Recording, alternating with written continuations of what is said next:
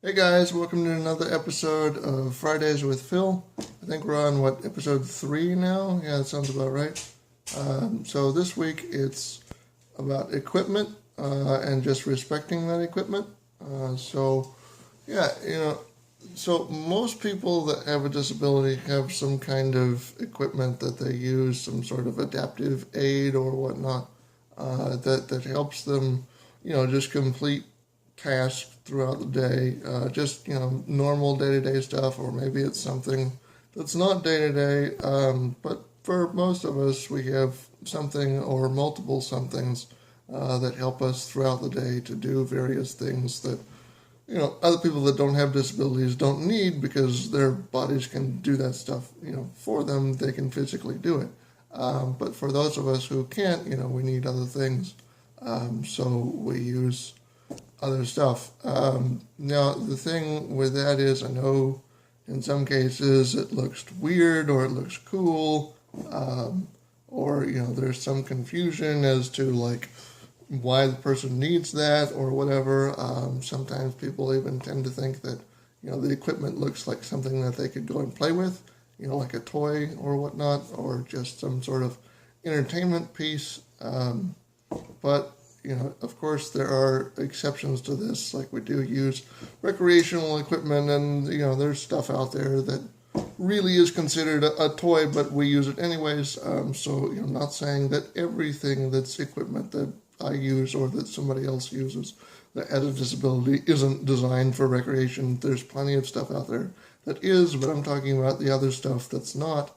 And so we kind of need to understand the difference between what is and what's not considered, what is and what isn't considered, recreation equipment or just equipment that I need or someone else needs in order to do the normal stuff that everybody tries to do.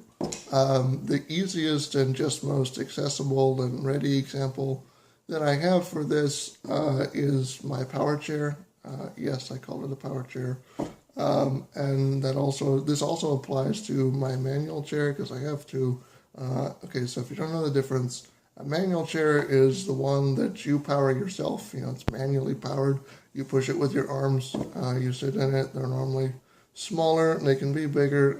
So like the ones that you see at the hospital and stuff, the big, giant fat ones, those are definitely, the manual ones, because they have the big, huge tires. Someone pushes those. So that's the manual one. Power chairs are like, if you've seen me, that's what I drive around in. Generally, they're called rehab chairs because it helps support the way that I sit and my posture and, the placement of my feet and all that so that everything is kind of in line. For what I use, it's not called a scooter. I want to make that declaration at this point early on because it's not a scooter. I know there are a lot of people that try to say, oh, yeah, hey, Phil, like, let me use your scooter, or, that's a cool scooter, or I like your scooter, or, whatever. Look, people, it's not a scooter, okay? They make scooters for old people and for people that have most of their mobility, meaning that they can get up and walk around most of the time, but they need something for longer distances and whatever. Those are like the ones with, it kind of looks like a motorcycle in the front, and, you have to turn the thing and back and forth, and, it's slower, and sometimes there's only like 3 wheels. Most of the time it's like a trike system. Some of them have 4, but they go slower. You see them at like Walmart and stuff, or you'll see old people driving them around. What I have is not a scooter. Okay, it's not. That's not what it's designed for.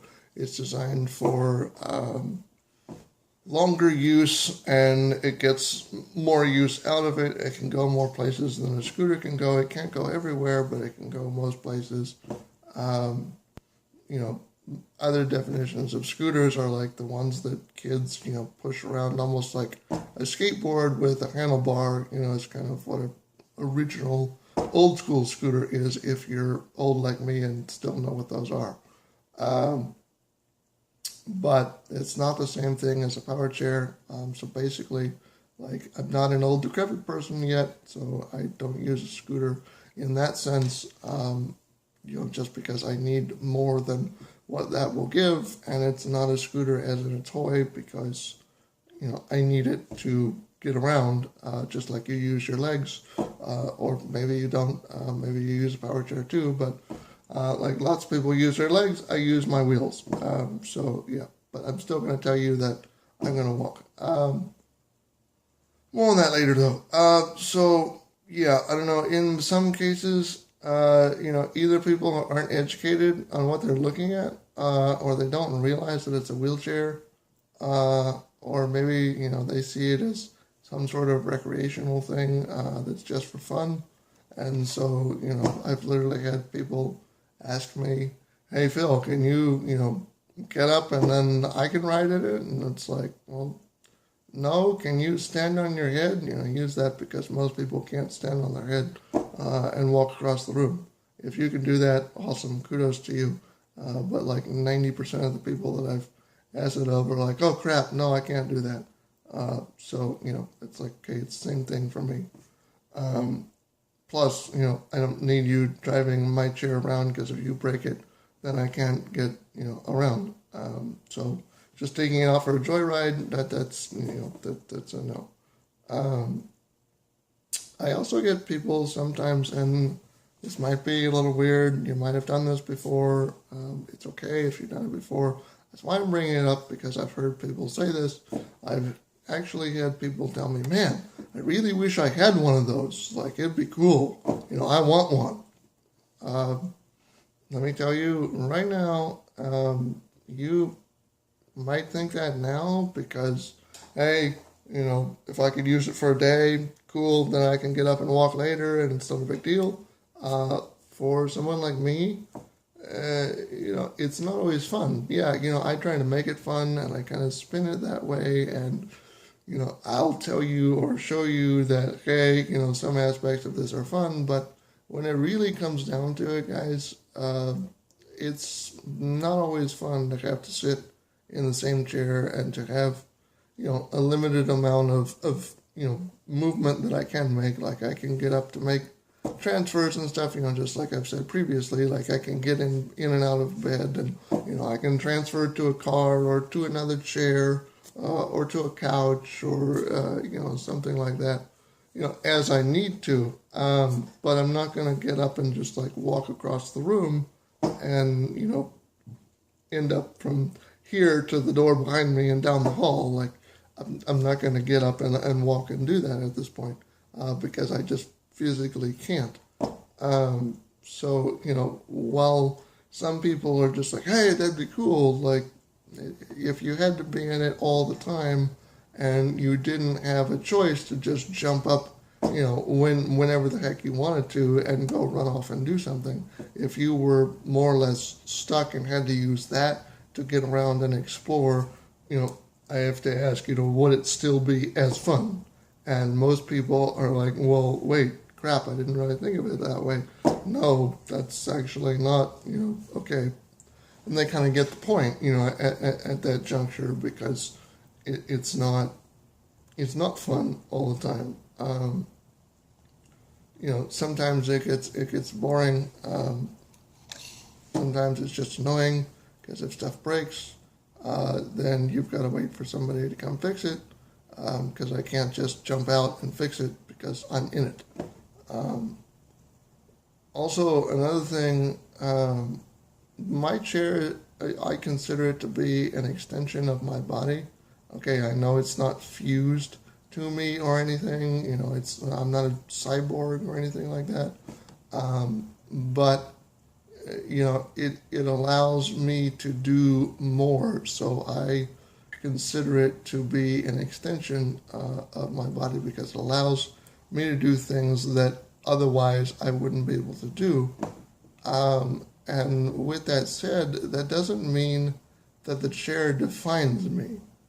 I'm not that guy in the wheelchair or the guy in the chair. And I know that sometimes people say that, when they describe me, when they're trying to, someone says, "Oh, well, Phil, who's that?" And some people just jump straight to the, "Oh, that's the guy in the chair," or that's the guy in the wheelchair, or whatever. But like, I'm a person, just like the rest of you. I'm not the chair.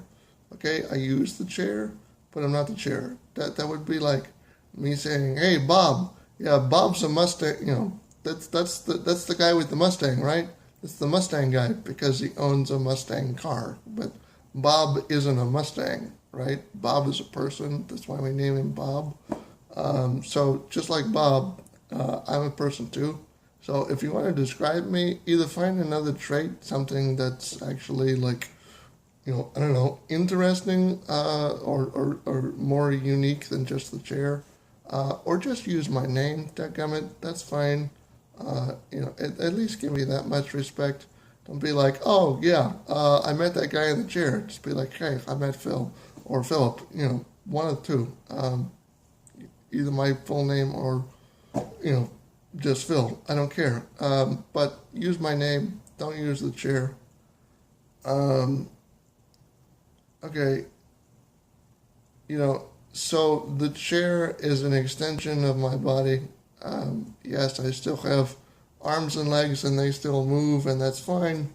Um, but that also means that, like, the chair has to be respected in a sense of personal space, boundaries, and in respect to the terms of it being, my property or my item. Um, that means that okay, look, this goes for like anybody who has, a power chair or something that has some sort of controls on it. Don't mess with my controls. Just don't do it. I see you guys that have tried to be sneaky and whatever, and people have tried to reach over nonchalantly and be like, "Oh, hey, does this move?" Even when I have the chair off, they're trying to touch things and move stuff around, to get me, to get the chair to move because they want to see it move. Instead of asking me, "Hey, can you show me how it works?" And then, sure, I'll show you how it works.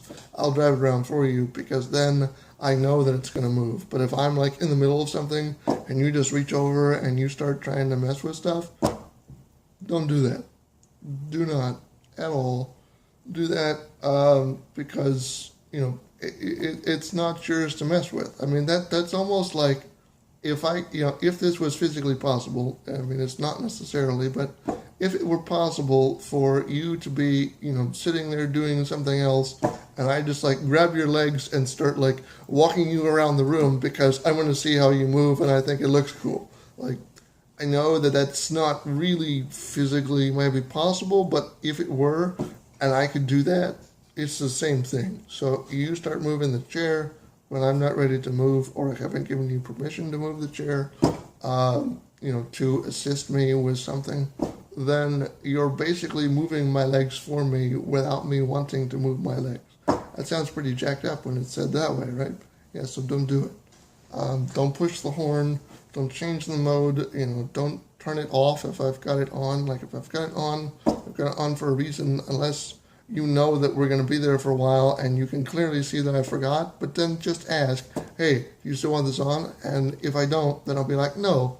And then I'll probably turn it off. Or, if I can't get to it, I'll let you turn it off. But just don't mess with it unless I'm physically and mentally present with you for me to move it. You shouldn't be moving it because I don't grab your arms and legs and make them move. So don't move mine, please. Now, the other thing, is if you're really curious, just ask questions. I know I keep saying this, and I'm probably going to say it until I'm blue in the face. But if you want to know something, or you think something is cool and you want me to explain it or show it, just ask. Don't do something stupid. Just ask, and we'll go through it, and I'll explain it as best I can. I'll show you. how it works or whatever, the case may be. If it's with the chair, we'll go through all that. But you just got to ask. So please, please, please ask. Oh yeah, if kids are around me, I'm very conscious of the way that the chair moves because I drive it all the time. So I know some people have like freaked out on me before because, oh my gosh, their kid got too close, and like I'm literally watching their kid walk right up to the chair. So like obviously I'm not going to do anything to hurt the kid because I'm paying attention, but someone comes along and goes, oh my gosh, Billy, don't do that, don't get close to it. Like there's no reason for them to be scared of the chair. The chair's not going to eat them. This is not BattleBots, people. That doesn't come out for another couple of weeks, and I'm not in that. So yeah, it's not BattleBots. So it's not going to hurt them. I know the way the chair moves. I know the different things that they like to touch or walk up close to, and there's really not anything that is going to hurt them unless they were moving the chair to themselves, which I'm not going to let them do anyways. And it's pretty simple to fool kids, into thinking that they're getting to do something when it's actually not doing anything physically with the chair whatsoever. So I'm not going to let your kid hurt themselves. So just, trust that I know what it is that I'm doing with the equipment that I have been driving since, oh gosh, let's see, well, what, 12 years now?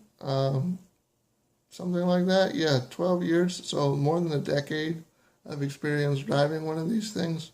I think by now I know when it moves and when it doesn't.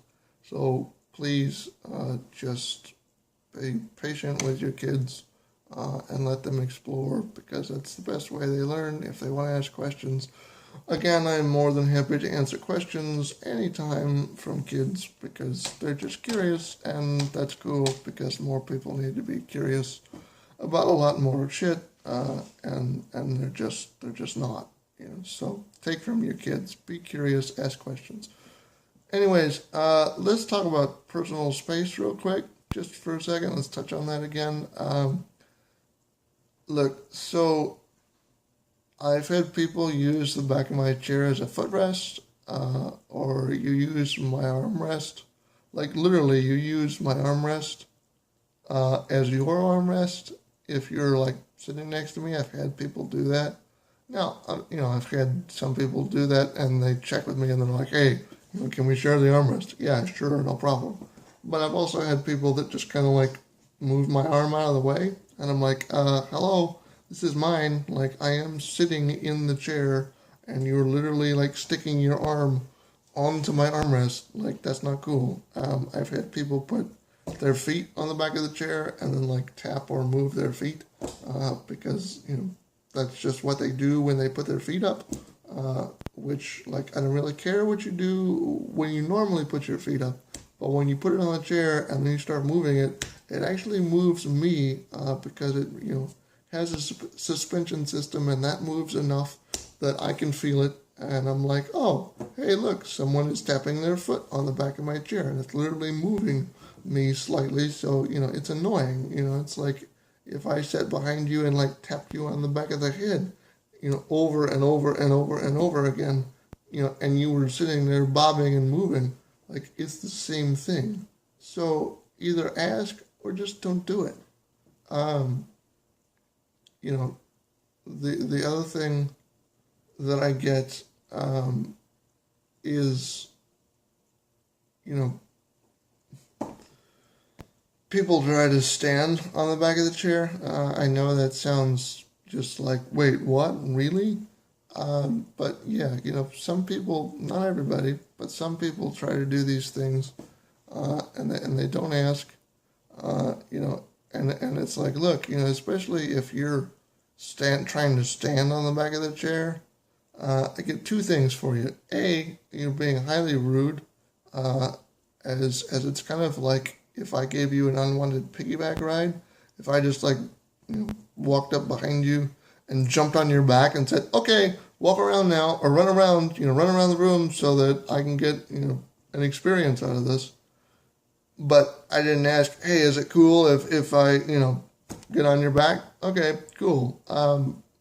You also, number two, you also risk hurting yourself because the chair is not designed for more than one person to ride at a time. I know some of you think that you know exactly what you're doing and you know all the physics, but hey, look, it's designed for one person. You know why? Because there's only one freaking seat. So if there was a second seat, then yeah, okay. But don't be, jumping on the back and just trying to hold on because chances are, A, you're going to make me angry, and B, you're probably going to fall off because you know what the crap you're doing. So just don't do it. That's like nobody runs up behind just some random car and like jumps on the back and holds on and goes, okay, drive, I'm good. Like nobody freaking does that because there's too much risk to get hurt. So don't do that with my chair, please. I don't want you getting hurt.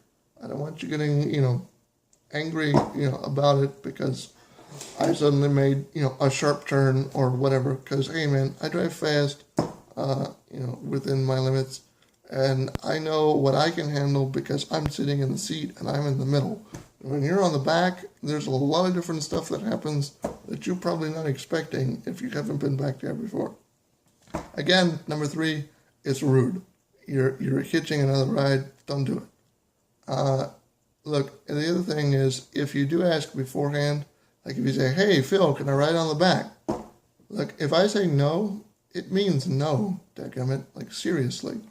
No is no in this case. I'm not speaking Latin or Pig Latin or whatever the heck, it's not opposite day. No does not mean yes.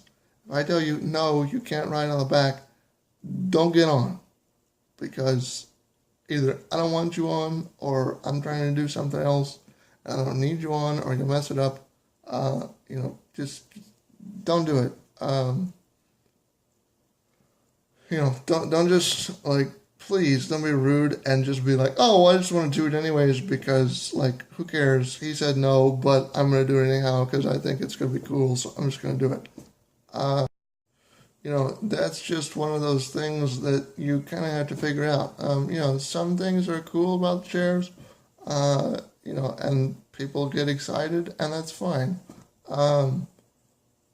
But, there are other things that they need to be aware of, too. Like just how to respect the chair and the equipment, and I hope I went over that, well enough for you guys to kind of get it. One other thing, I don't sleep in the chair. I have a bed for that, just like you guys do, or hopefully you do. I have a shower to take showers in, just like most other people. If you have questions, I would rather you ask instead of being disrespectful later because you didn't ask, and you just assumed. But again, please, when you ask, do so with respect and common sense for me and for your sanity. All right, so that's all I've got for today. Again, next week, let's see, what are we going over next week, Phil? Well, next week, we're going over kind of how did I get here and would I change it?